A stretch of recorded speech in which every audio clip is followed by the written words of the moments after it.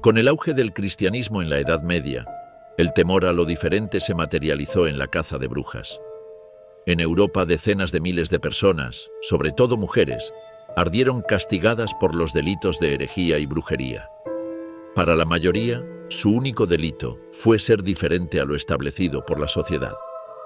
Pero esto no era nada nuevo. Desde la antigüedad, en regiones como Europa, África y Asia, siempre existieron nigromantes, hechiceros y brujos. La magia que estas personas practicaban se consideraba magia blanca, por lo que podían ejercerla sin ser perseguidos. Sin embargo, el paso de los siglos fue cambiando el nivel de tolerancia hacia estos individuos. En Roma, por su parte, siempre existieron grupos perseguidos por oponerse a la religión y tradiciones oficiales del imperio. Un ejemplo de estos son los cristianos del primer siglo. A estos seguidores de Cristo se les acusaba de traición, de rechazar a los dioses romanos y sus tradiciones. Además, eran acusados falsamente de practicar formas de canibalismo ritual e inmoralidades sexuales. Todo con el objetivo de difamar a la nueva religión que comenzaba a ganar seguidores dentro del imperio. La historia recoge hechos como cristianos quemados vivos al anochecer para servir como antorchas en los jardines del emperador Nerón, mientras otros eran asesinados por crucifixión, decapitación o arrojados a las fieras en el Coliseo. Pero la legalización del cristianismo en Roma y su posterior adopción como religión oficial del Imperio Romano en el siglo IV cambió el panorama para las prácticas religiosas. Ahora el cristianismo pasaba de ser una religión acosada a convertirse en la excusa política para perseguir a todos aquellos que se negasen a seguir el camino trazado por el sistema. Durante el 429 después de Cristo se promulgó en Roma el Código Teodosiano, donde por primera vez se penalizaba el ejercicio de la magia. Un poco más de un siglo después, en el año 534, los romanos criminalizarían las consultas a astrólogos y adivinos al considerarlos una profesión depravada, o al menos así la llamaron los eruditos que trabajaron en la redacción del Segundo Código de Justiniano. No obstante, si bien la Iglesia primitiva rechazaba las prácticas de la llamada brujería al considerarlas una superstición, no participaba de la persecución. Por ejemplo, luego de la conversión de los pueblos germanos al cristianismo, se celebró el Concilio de Paderborn, donde se acordó castigar con la muerte la creencia en brujas y la persecución a personas acusadas de practicar la magia. Una actitud similar fue asumida por otros reinos cristianos como Hungría, donde el rey Colomán sancionó una ley afirmando que no se realizarían indagaciones sobre las personas acusadas de brujería, ya que las brujas no existen. Mientras, en el año 906, el canon episcopi de la Iglesia consideraba una herejía la creencia en la existencia de brujas y hechiceros. Pero, en diciembre de 1484, el Papa Inocencio VI reconoció la existencia de las brujas. El proceso de caza de brujas más conocido y difundido por los historiadores fue el que ocurrió en Europa Central a inicios de la Edad Moderna, aunque desde la Edad Media comenzaron a acusarse y condenarse personas por practicar la hechicería. En el siglo XV se hizo necesario justificar las constantes crisis que afectaban al continente europeo. Epidemias, hambrunas y guerras eran solo algunas de las catástrofes a las que debían enfrentarse los hombres y mujeres de la época, lo que provocó un profundo malestar social. Y como otras veces antes en la historia, los políticos demostraron su sabiduría al buscar un chivo expiatorio a quien pudiesen culpar de todas las desgracias. Al igual que los cristianos durante el siglo I y II en Roma, o los judíos en la Edad Media, se acusó a un grupo de individuos de conspirar para acabar con la sociedad cristiana.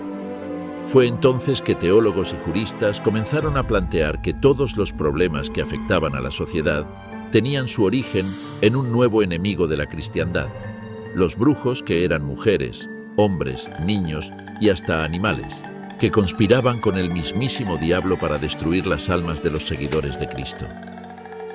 De esta forma, las brujas y hechiceros comenzaron a ser considerados la nueva encarnación del mal, y por tanto, debían ser extirpados de la sociedad. Tristemente, esta no fue ni la primera ni la última vez que se difamó a un grupo social para justificar errores políticos. Los documentos de finales de la Edad Media definían a los brujos y brujas como adoradores del diablo y cuyo único interés era perjudicar a la cristiandad. Se les describía como una antiiglesia que profanaba los sacramentos y cometía actos atroces como el canibalismo de infantes y orgías sexuales. Delitos muy parecidos a los que se habían imputado a los cristianos en Roma y a los judíos en la Edad Media. Obviamente, estas acusaciones buscaban verter odio sobre aquellos que serían denunciados públicamente.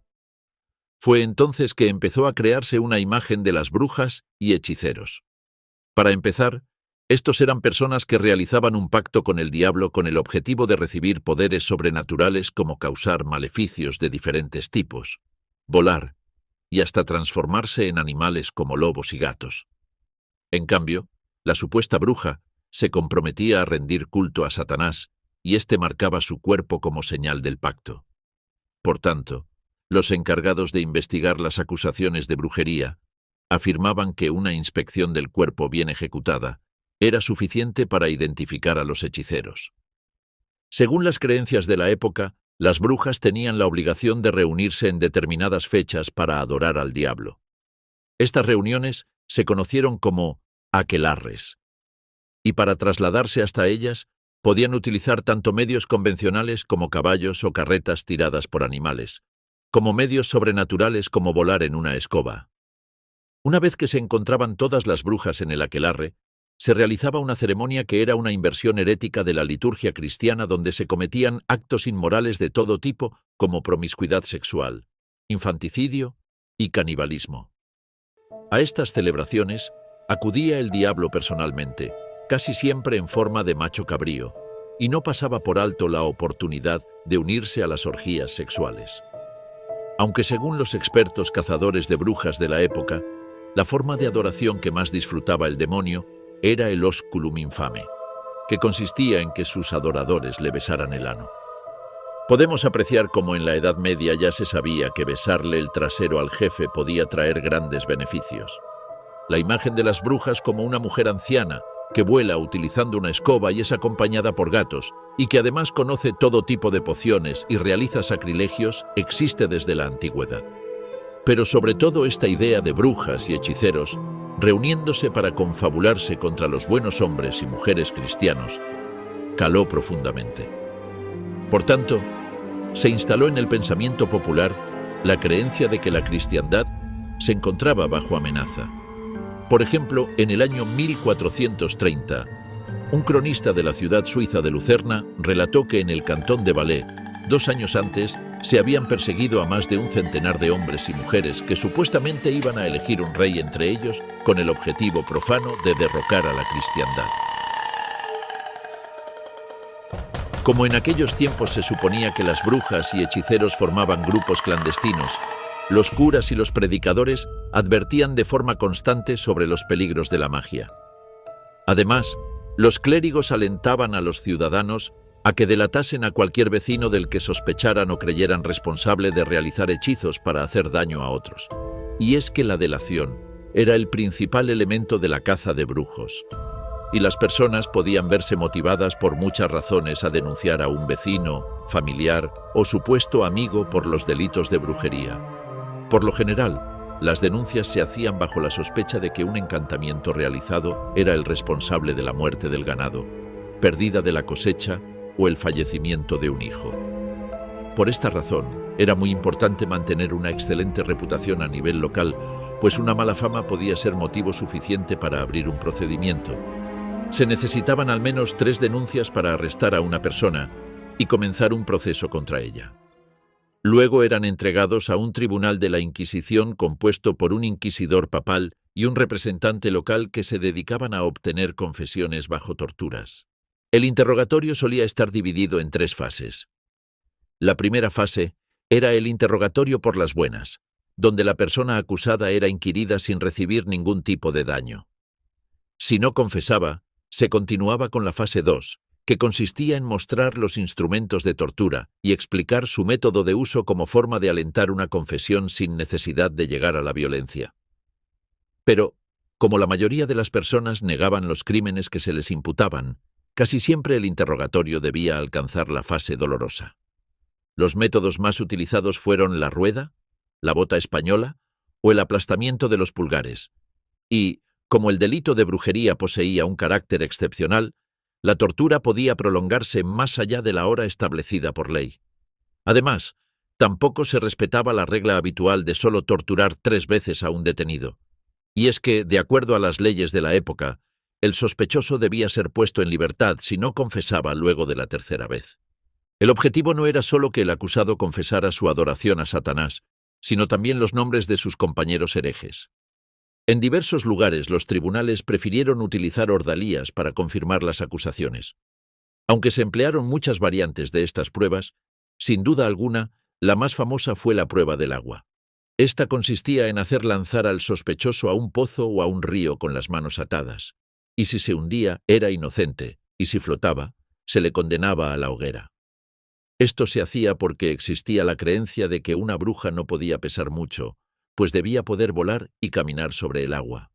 También el agua era considerada un elemento puro, por lo que rechazaría a los brujos. Lo que las autoridades de la Edad Media ignoraban es que el cuerpo humano puede flotar en el agua, y que las ropas atadas podían atrapar aire y funcionar como flotadores de manera momentánea. Por otro lado, si tenían la dicha de hundirse y ser declarada inocente, era muy probable que se ahogasen antes de poder ser rescatados. El final para una persona acusada del delito de brujería era la muerte por fuego. La mayoría de acusadas eran quemadas vivas en la hoguera, aunque en casos excepcionales se podía decapitar antes a la supuesta hechicera y luego quemar su cuerpo. La duración del proceso podía variar desde varios días hasta meses, y el acusado siempre permanecía detenido en Azkaban hasta el final del mismo. Aunque en la historia de la caza de brujas fueron acusados y condenados por superstición y brujería hombres, niños y hasta animales, lo cierto es que las mujeres constituyeron la gran mayoría de las víctimas.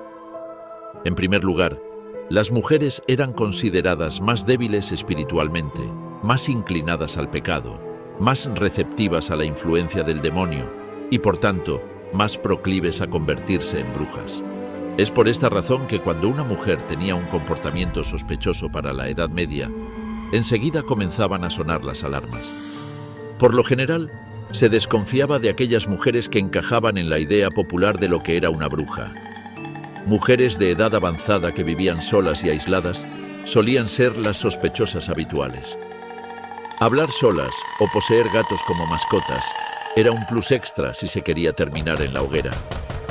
Por otra parte, las mujeres jóvenes con comportamientos fuera de lo común también eran muy mal vistas.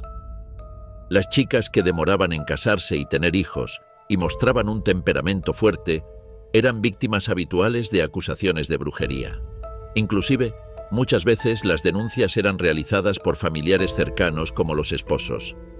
Y es que la sociedad medieval era muy exigente con las mujeres y no se toleraba a nadie que desafiara los roles de sumisión y obediencia establecidos. Pero, aunque parezca poco creíble, también existieron muchas otras razones por las que una persona podía ser considerada sospechosa de reunirse para besar el trasero del diablo. Entre las causas más comunes estaba el ser un gran soñador. Y si, como lo escuchas, tener sueños de manera constante y sobre todo adjudicarles alguna interpretación podía ser motivo suficiente para comprobar si flotabas en el agua o no. Además, si eras una mujer inteligente, capaz de adquirir conocimientos de forma fácil, pues podías levantar dudas. Como hemos dicho antes, la sociedad medieval no admitía la posibilidad de que una dama pudiese superar la inteligencia de un hombre. Por si fuera poco, cuando se quería denunciar a alguien por practicar la magia, bastaban motivos tan irrisorios como que el acusado tuviese una risa sospechosa o fuese zurda. Y es que una mano izquierda dominante era una señal de estar confabulado con el maligno. Por esta razón, a los niños se les enseñaba desde muy pequeños a utilizar la mano derecha, pues la mano izquierda era mejor reservarla solo para limpiarse el ya sabes qué. Una mujer que no quería ser llamada bruja debía evitar reunirse con sus amigas, pues esto podía considerarse una reunión de aquelarre. Al mismo tiempo, tampoco podía tener demasiado éxito en su trabajo. Muchas parteras o mujeres que tenían conocimientos de medicina natural eran acusadas si tenían varios casos de éxito. Por el contrario, si ocurría una desgracia con ellas presentes asistiendo a una embarazada o a un enfermo, bastaba su sola presencia para igualmente ser delatadas. Pero luego de una acusación, siempre debía realizarse el interrogatorio. Y era este el momento en que los miembros del tribunal aprovechaban para examinar a los acusados buscando las marcas que indicaran un pacto con el diablo. Lunares, manchas o marcas de nacimiento eran considerados pruebas irrefutables de complicidad con el demonio. No obstante, la zona de la marca debía pincharse utilizando una aguja, y si sangraba, se consideraba una buena señal. Vivir en medio de una sociedad tan supersticiosa hacía que las personas recelaran de cualquiera con atributos físicos fuera de lo común. Es por esta razón que los pelirrojos, las personas con ojos de diferente color o deformidades en las pupilas, eran observados de cerca. El hecho de que no fueran como los demás bastaba para iniciar una acusación en tiempos de pánico. Durante finales del medioevo y principios de la Edad Moderna, lo peor que podía sucederte era encajar en el perfil de posible bruja o hechicero y discutir con una persona. Si por casualidad ésta sufría alguna desgracia en los días posteriores a la discusión, pues solo te quedaba sentarte a esperar a que viniesen por ti. Pero a veces ni siquiera era necesario que sucediese una desgracia, pues detrás de las delaciones por brujería solían esconderse viejas rivalidades, deseos de venganza, envidias y hasta motivaciones políticas. Estos fueron quizás las razones que llevaron al sacerdote francés Urbain Grandier a morir en la hoguera. Grandier fue un sacerdote encargado de ministrar en la iglesia de la Sapta Cruz, en la ciudad de Loudun, en Francia. Pero este sacerdote era muy inquieto sexualmente y no tardó en adquirir fama de Don Juan debido a que mantenía relaciones sexuales con varias jóvenes de la nobleza de la ciudad. Hombre atractivo, elegante y refinado, no tardó en encantar a las hijas de algunos aristócratas importantes como el fiscal del rey en la ciudad. Debido a su comportamiento licencioso, el clérigo se ganó numerosos enemigos, incluido algunos representantes del poderoso cardenal Richelieu, ministro de confianza del rey Luis XIII. Al mismo tiempo, el convento de monjas ursulinas de la ciudad invitó a Grandier a trabajar como confesor. Algunos historiadores afirman que la madre Jeanne de Belsier estaba deseosa por conocer de primera mano las habilidades que habían dado fama al sacerdote. Pero, contrario a lo esperado, Urbain Grandier rechazó la oferta.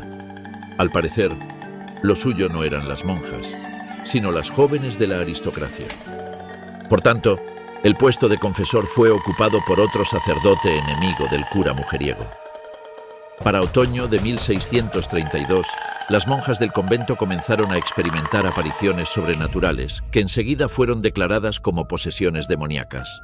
Durante los exorcismos, las monjas experimentaron convulsiones violentas, chillaron y hasta realizaron proposiciones sexuales a los exorcistas, y muchas de ellas, incluida la Madre Superiora, afirmaron tener sueños pecaminosos y estar poseídas por dos demonios que habían llegado hasta ellas cuando el padre Grandier arrojó un ramo de rosas sobre el muro del convento.